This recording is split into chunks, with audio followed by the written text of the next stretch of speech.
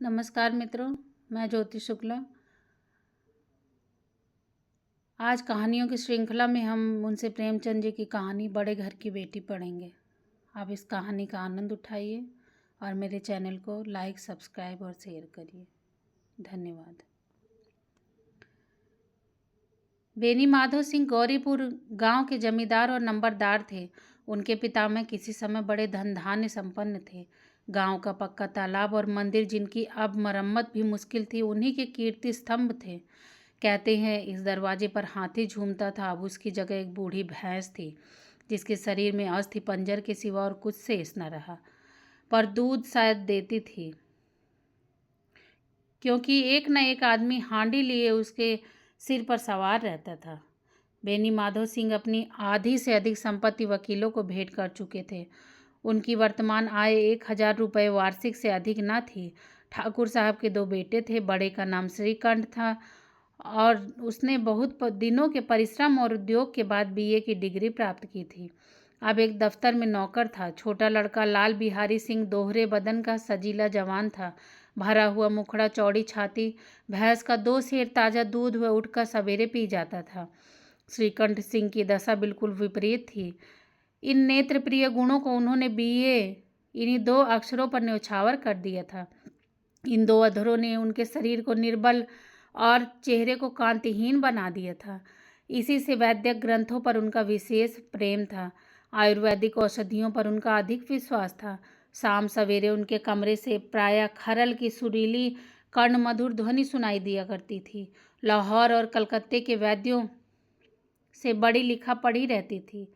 श्रीकंठ इन अंग्रेजी डिग्री के अधिपति होने पर भी अंग्रेजी सामाजिक प्रथाओं के विशेष प्रेमी न थे, बल्कि वे बहुधा बड़े जोर से उनकी निंदा और तिरस्कार किया करते थे। इसी से गांव में उनका बड़ा सम्मान था। दशहरे के दिनों में वे बड़े उत्साह से रामलीला होते और स्वयं किसी न किसी पात्र का पाठ लेते थे। गौरीपुर में रामलीला के वही जन्मदाता थे। प्राचीन हिंदू सभ्यता का गुणगान उनकी धार्मिकता का प्रधान अंग था। सम्मिलित कुटुंब के तो वह एकमात्र उपासक थे। आजकल स्त्रियों को कुटुंब में मिलजुल कर रहने की जो अरुचि होती है, उसी वह जाति और देश दोनों के लिए हानिकारक समझते थे। यही कारण था कि गांव की ललनाएं उनकी निंदक थी। कोई तो उन्हें अपना शत्रु समझने में भी संकोच न करती थी। स्वयं उनकी पत्नी को ही इस विषय में उनसे विरोध था। यह इसलिए नहीं था कि उसे अपने सास ससुर, देवर या जेठ आदि से घृणा थी, बल्कि उनका यह विचार था कि यदि वे बहुत कुछ सहने और उत्तर देने पर भी परिवार के साथ निर्वाह न हो सके तो आए दिन की कला से जीवन को नष्ट करने की अपेक्षा यही उत्तम है कि अपनी खिचड़ी अलग पका ली जाए। आनंदी एक बड़े उच्च कुल की लड़की थी। उसके बाप एक छोटी सी रियायत के तालुकेदार थे। विशाल भवन, 1 हाथी, 3 कुत्ते, बाज, बहरी सिकरे, झाड़ फानूस, ऑनरेरी मजिस्ट्रेट और ऋण, जो एक प्रतिष्ठित तालुकेदार के भोग्य पदार्थ है, ये सभी यहाँ विद्यमान थे। नाम था भूप सिंह। बड़े उदारचित्त और प्रतिभाशाली पुरुष थे, पर दुर्भाग्य से लड़का एक भी न था। 7 लड़कियां हुई और देवयोग से सब की सब जीवित रहीं। पहली उमंग में तो उन्होंने 3 को ब्याह दिल खोल कर किए, पर 15-20 हजार रुपयों का कर्ज सिर पर हो गया तो आंखें खुली तो हाथ समेट लिए। आनंदी चौथी लड़की थी। वह अपनी सब बहनों से अधिक रूपवती और गुणवती थी। इससे ठाकुर भूप सिंह उसे बहुत प्यार करते थे। सुंदर संतान को कदाचित उसके माता पिता भी अधिक चाहते हैं। ठाकुर साहब बड़े धर्म संकट में थे कि इसका विवाह कहाँ करें।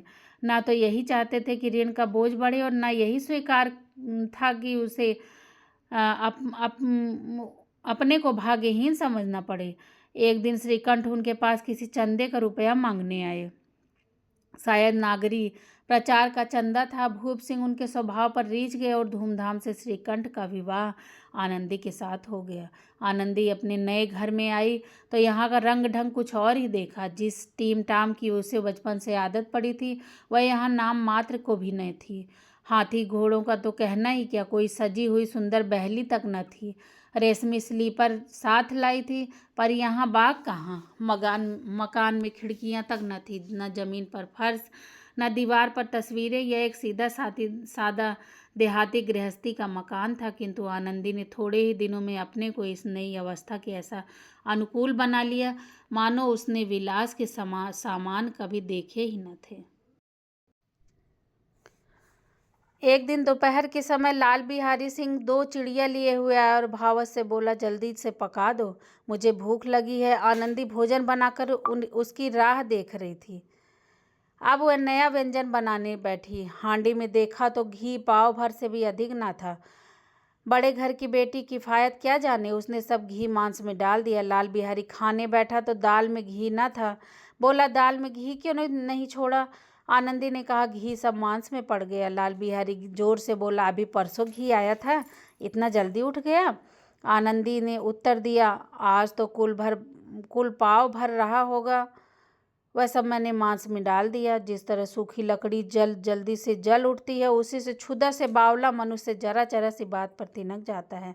लाल बिहारी को भावच की यह ढिठाई बहुत बुरी मालूम हुई। तिनक कर बोला, मैके में तो चाहे घी की नदियाँ बहती हों, स्त्रियाँ गालियाँ सह लेती हैं, मार भी सह लेती हैं, पर मैके की निंदा उनसे नहीं सही जाती। आनंदी मुंह फेर कर बोली, हाथी मरा भी तो 9 लाख का, वहाँ इतना घी नित्य नाई का हार खा जाते हैं। लाल बिहारी जल उठा, थाली उठाकर पटक दी और बोला, जी चाहता है कि जीभ पकड़कर खींच लूं। आनंदी को भी क्रोध आ गया, मुंह लाल हो गया। बोली, वह होते तो आज इसका मजा चखाते। अब अपड़ उजड़ ठाकुर से न रहा गया। उसकी स्त्री एक साधारण जमींदार की बेटी थी। जब जी चाहता उस पर हाथ साफ कर लिया करता था। खड़ा उठाकर आनंदी की ओर जोर से फेंकी और बोला, जिसके गुमान में भूली फिर रही हो ना, उसे भी देखूंगा और तुम्हें भी। आनंदी ने हाथ से खड़ाऊ रोकी, सिर बच गया, पर उंगली में बड़ी चोट आ गई। क्रोध के मारे हवा से हिलते पत्ते की भांति कांपती हुई अपने कमरे में आग खड़ी हुई हो गई। स्त्री का बल और साहस, मान और मर्यादा पति तक है। उसे अपने पति के ही बल और पुरुषत्व पर घमंड होता है। आनंदी खून का घूंट पीकर रह गई। श्रीकंठ सिंह शनिवार को आया करते थे। बृहस्पतिवार को ये घटना हुई थी। 2 दिन तक आनंदी कोप भवन में रही, न कुछ खाया न पिया, उसकी बाट जोड़ती रही। अंत में शनिवार को नियमानुकूल संध्या समय घर आए और बाहर बैठकर कुछ इधर उधर की बातें की, कुछ देश काल संबंधी समाचार और कुछ नए मुकदमों आदि की चर्चा करने लगे। यह वार्तालाप 10 बजे रात तक होता रहा। गांव के भद्र पुरुषों को इस बात में ऐसा आनंद मिलता था कि खाने पीने की भी सुधि न रहती थी। श्रीकंठ को पिंड छुड़ाना मुश्किल हो जाता था। ये 2-3 घंटे आनंदी के बड़े कष्ट से काटे। किसी तरह भोजन का समय आया, पंचायत उठी, एकांत हुआ तो लाल बिहारी ने कहा, भैया आप जरा भाभी को समझा दीजिए कि मुंह संभाल कर बातचीत किया करें, नहीं तो एक दिन अनर्थ हो जाएगा। बेनी माधव सिंह ने बेटे की ओर साक्षी दी, हाँ, बहू बेटियों का स्वभाव अच्छा नहीं कि मर्दों के मुंह लगे।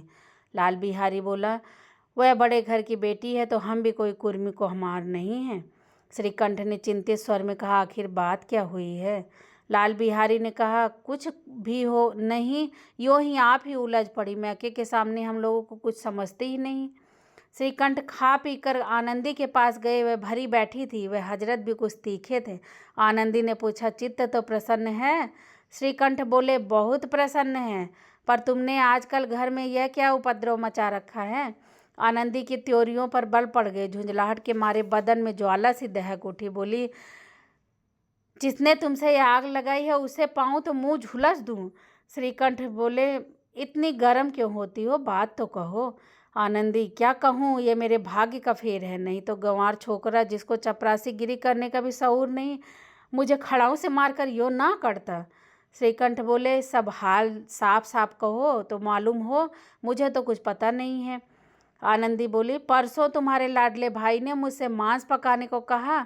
घी में हांडी में पाव भर से घी अधिक न था, वह सब मैंने मांस में डाल दिया। जब खाने बैठा तो कहने लगा, तुम दाल में घी क्यों नहीं है? बस इसी पर मेरे मैके को बुरा भला कहने लगा। मुझसे रहा न गया। मैंने कहा, वहाँ इतना घी तो नाई का हार खा जाते हैं और किसी को जान भी नहीं पड़ता। बस इतनी सी बात पर इस अन्यायी ने मुझ पर खड़ाऊ फेंक कर मारी। यदि हाथ से न रोक लूँ तो सिर फट जाए। उसी से पूछो मैंने जो कुछ कहा है वह सच है या झूठ। श्रीकंठ की आंखें लाल हो गईं। बोले, यहाँ तक हो गया और इस छोकरे का यह साहस। आनंदी स्त्रियों के स्वभावानुसार रोने लगी, क्योंकि आंसू उनके पलकों पर रहते हैं। श्रीकंठ बड़े धैर्यवान और शांति पुरुष थे। उन्हें कदाचित ही कभी क्रोध आता था। स्त्रियों के आंसू पुरुष की क्रोधाग्नि भड़काने में तेल का काम करते हैं। रात भर करवट बदलते रहे, उद्विग्नता के कारण पलक तक नहीं झपकी। प्रातःकाल अपने बाप के पास जाकर बोले, दादा, अब इस घर में मेरा निबाह न होगा। इस तरह की विद्रोहपूर्ण बातें कहने पर श्रीकंठ ने कितनी ही बार अपने मित्रों को आड़े हाथों लिया था, परंतु दुर्भाग्य आज उन्हें स्वयं अपने मुंह से ये बातें कहनी पड़ रही थी। दूसरों को उपदेश देना भी कितना सहज है। बेनी माधव सिंह घबरा उठे और बोले, क्यों? श्रीकंठ बोले, इसलिए कि मुझे अपनी मान प्रतिष्ठा का कुछ विचार है। आपके घर में सब अन्याय और हठ का प्रकोप हो रहा है। जिनको बड़ों का आदर सम्मान करना चाहिए, वे उनके सिर चढ़ते हैं। मैं दूसरों का नौकर ठहरा घर पर रहता नहीं, यहाँ पीछे मेरी स्त्रियों पर खड़ाऊ और जूतों की बौछार होती है। कड़ी बात तक चिंता नहीं, कोई एक की दो कह ले, वह तक मैं सह सकता हूँ, किंतु ये कदापि नहीं हो सकता कि मेरे ऊपर लात घूसे पड़े और मैं दम न मारूं। बेनी माधव सिंह कुछ जवाब न दे सके। श्रीकंठ सदैव उनका आदर करते थे। उनके ऐसे तेवर देखकर बूढ़ा ठाकुर अवाक रह गया। केवल इतना ही बोला, बेटा, तुम बुद्धिमान होकर ऐसी बातें करते हो। स्त्रियां इस घर का नाश कर देती हैं, उनको बहुत सिर चढ़ाना अच्छा नहीं। श्रीकंठ बोले, इतना मैं जानता हूँ, आपके आशीर्वाद से मैं ऐसा मूर्ख नहीं हूँ। आप स्वयं जानते हैं कि मेरे समझाने बुझाने से इसी गांव में कई घर संभल गए हैं, पर जिस स्त्री की मान प्रतिष्ठा का ईश्वर के दरबार में उत्तरदाता हूँ, उसके प्रति ऐसा अन्य घोर अन्याय और पशुवत व्यवहार मुझे असह्य है। आप सच मानिए, मेरे लिए यही कुछ कम नहीं कि लाल बिहारी को कुछ दंड नहीं होता। अब बेनी माधव सिंह भी गरमाए, ऐसी बातें और न सुन सके। बोले, लाल बिहारी तुम्हारा भाई है, उससे जब भी कभी भूल चूक हो उसके कान पकड़ लो। लेकिन श्रीकंठ, लाल बिहारी को मैं अपना भाई नहीं समझता। बेनी माधव बोले, स्त्री के पीछे? श्रीकंठ, जी नहीं, उसकी क्रूरता और अविवेक के कारण। दोनों कुछ देर तक चुप रहे। ठाकुर साहब लड़के का क्रोध शांत करना चाहते थे, लेकिन ये नहीं स्वीकार करना चाहते थे कि लाल बिहारी ने कोई अनुचित काम किया है। इसी बीच गांव के और भी कई सज्जन हुक्के चिलम के बहाने वहां आ बैठे। कई स्त्रियों ने जब ये सुना कि श्रीकंठ स्त्री पत्नी के पीछे पिता से लड़ने के लिए तैयार हैं, तो उन्हें बड़ा हर्ष हुआ। दोनों पक्षों की मधुर वाणियां सुनने के लिए उनकी आत्माएं तिलमिलाने लगी। गांव में कुछ ऐसे कुटिल मनुष्य भी थे जो इस कुल की नीतिपूर्ण गति पर मन ही मन जलते थे। वे कहा करते थे, श्रीकंठ अपने बाप से दबता है इसलिए वह दब्बू है, उसने विद्या पढ़ी है इसलिए वह किताबों का कीड़ा है। बेनी माधव सिंह उसकी सलाह के बिना कोई काम नहीं करते थे। यह उनकी मूर्खता है। इन महानुभावों की शुभकामनाएं आज पूरी होती दिखाई दे रही थी। कोई हुक्का पीने के बहाने, कोई लगान की रसीद दिखाने के बहाने आ बैठता था। बेनी माधव सिंह पुराने आदमी थे, इन भावों को ताड़ गए। उन्होंने निश्चय किया कि चाहे कुछ भी हो, इन द्रोहियों को ताली बजाने का अवसर न दूंगा। तुरंत कोमल शब्दों में बोले, बेटा, मैं तुमसे बाहर नहीं हूँ, तुम्हारा जो जी चाहे करो। अब तो लड़के से अपराध हो गया है। इलाहाबाद का अनुभव रहित झल्लाया हुआ ग्रेजुएट इस बात को समझ न सका। उसे डिबेटिंग क्लब में अपनी बात पर अड़ने की आदत थी। इन हथकंडों की उसे क्या खबर। बाप ने जिस मतलब से बात पलटी थी वह उसकी समझ में ना आया। बोला, लाल बिहारी के साथ अब मैं इस घर में नहीं रह सकता। बेनी माधव बोले, बेटा, बुद्धिमान लोग मूर्खों की बात पर ध्यान नहीं देते। वह बेसमझ लड़का है, उससे जो कुछ भूल हुई है उसे तुम बड़े होकर क्षमा करो। श्रीकंठ बोले, उसकी इस दुष्टता को मैं कदापि नहीं सह सकता। या तो वह इसी घर में रहे, वही घर में रहेगा, या मैं। आपको यदि वह अधिक प्यारा है तो मुझे विदा दीजिए, मैं अपना भार आप संभाल लूँगा। यदि मुझे रखना चाहते हैं तो उससे कहिए जहाँ जाए वहाँ चला जाए, यह मेरा अंतिम निश्चय है। लाल बिहारी सिंह दरवाजे की चौखट पर चुपचाप खड़ा बड़े भाई की बातें सुन रहा था। वह उनका बहुत आदर करता था। उसे कभी इतना साहस न हुआ कि श्रीकंठ के सामने चारपाई पर बैठ जाए, हुक्का पी ले या पान खा ले। बाप का भी वह इतना मान न करता था। श्रीकंठ का भी उस पर हार्दिक स्नेह था। अपने होश में उन्होंने कभी उसे घुड़का तक न था। जब वह इलाहाबाद से आते तो उसके लिए कोई न कोई वस्तु अवश्य लाते। मुकद्दर की जोड़ी उन्होंने भी बनवा दी थी। पिछले साल जब उसे अपने ड्योढ़े जवान को नाग पंचमी के दिन दंगल में पछाड़ दिया था तो उन्होंने पुलकित होकर अखाड़े में ही जाकर उसे गले लगा लिया था। 5 रुपए के पैसे लुटाए थे। ऐसे भाई के मुंह आज ऐसी हृदय विदारक बात सुनकर लाल बिहारी को बड़ी ग्लानि हुई। वह फूट फूट कर रोने लगा। इसमें संदेह नहीं कि अपने किए पर पछता रहा था। भाई के आने से एक दिन पहले उसकी छाती धड़कती थी कि देखूं भैया क्या कहते हैं, मैं उनके सम्मुख कैसे जाऊंगा, उनसे कैसे बोलूंगा, मेरी आंखें उनके सामने कैसे उठेंगी। उसने समझा था कि भैया उसे बुलाकर समझा देंगे। इस आशा के विपरीत आज उसने निर्दयता की मूर्ति बने हुए पाया था। वह मूर्ख था, परंतु उसका मन कहता था कि भैया मेरे साथ अन्याय कर रहे हैं। यदि श्रीकंठ उसे अकेले में बुलाकर 2-4 बातें कह देते, इतना ही नहीं 2-4 तमाचे लगा देते तो कदाचित उसे इतना दुख न होता। पर भाई का यह कहना कि अब मैं उसकी सूरत नहीं देखना चाहता, लाल बिहारी से सहा न गया। वह रोता हुआ घर आया। कोठरी में जाकर कपड़े पहने, आंखें पोंछी जिसमें कोई यह न समझे कि वह रोता था। तब आनंदी के द्वार पर आकर बोला, भाभी, भैया ने निश्चय ही किया है कि वे मेरे साथ इस घर में न रहेंगे। अब वे मेरा मुंह नहीं देखना चाहते, इसलिए मैं जाता हूँ। उन्हें फिर मैं मुंह न दिखाऊंगा। मुझसे जो कुछ भी अपराध हुआ है उसे क्षमा करना। कहते कहते लाल बिहारी का गला भर।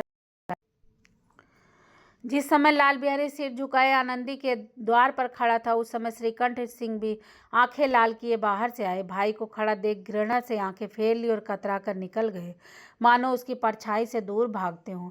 आनंदी ने लाल बिहारी की शिकायत तो की थी, लेकिन अब मन ही मन पछता रही थी। वह सब स्वभाव से ही दयावती थी। उसे इसका तनिक भी ध्यान न था कि बात इतनी बढ़ जाएगी। वह अपने मन में पति पर झुंझला रही थी कि वह इतने गर्म क्यों होते हैं। उस पर यह भी भय लगा हुआ था, कहीं मुझसे इलाहाबाद चलने को कहें तो मैं कैसे क्या करूंगी। इस बीच जब उसने लाल बिहारी को दरवाजे पर खड़े होकर यह कहते सुना कि अब मैं जाता हूँ, मुझसे जो कुछ अपराध हुआ है क्षमा करना, तो उसका रहा सहा क्रोध भी पानी हो गया। वह रोने लगी। मन का मैल धोने के लिए नयन जल से उपयुक्त और कोई वस्तु नहीं है। श्रीकंठ को देखकर आनंदी ने कहा, लाला बाहर खड़े होकर बहुत रो रहे हैं। श्रीकंठ बोले, तो मैं क्या करूं? आनंदी बोली, भीतर बुला लो, मेरी जीभ में आग लगे, मैंने कहाँ से ये झगड़ा उठाया। मैं तो न बुलाऊंगा, पछताओगे, उन्हें बहुत ग्लानि हो रही है, ऐसा न हो कहीं चल दे। श्रीकंठ न उठे। इतने में लाल बिहारी ने फिर कहा, भाभी, भैया से मेरा प्रणाम कह दो, वे मेरा मुख नहीं देखना चाहते, इसलिए मैं भी उन्हें अपना मुख न दिखाऊंगा। लाल बिहारी इतना कहकर लौट पड़ा और शीघ्रता से दरवाजे की ओर बढ़ा। अंत में आनंदी कमरे से निकली और उसका हाथ पकड़ लिया। लाल बिहारी ने पीछे फिर कर देखा और आंखों में आंसू भरकर बोला, मुझे जाने दो। कहाँ जाते हो? जहाँ कोई मेरा मुंह न देखे। मैं न जाने दूंगी। मैं तुम लोगों के साथ रहने योग्य नहीं हूँ। तुम्हें मेरी सौगंध, अब एक पग भी आगे न बढ़ाना।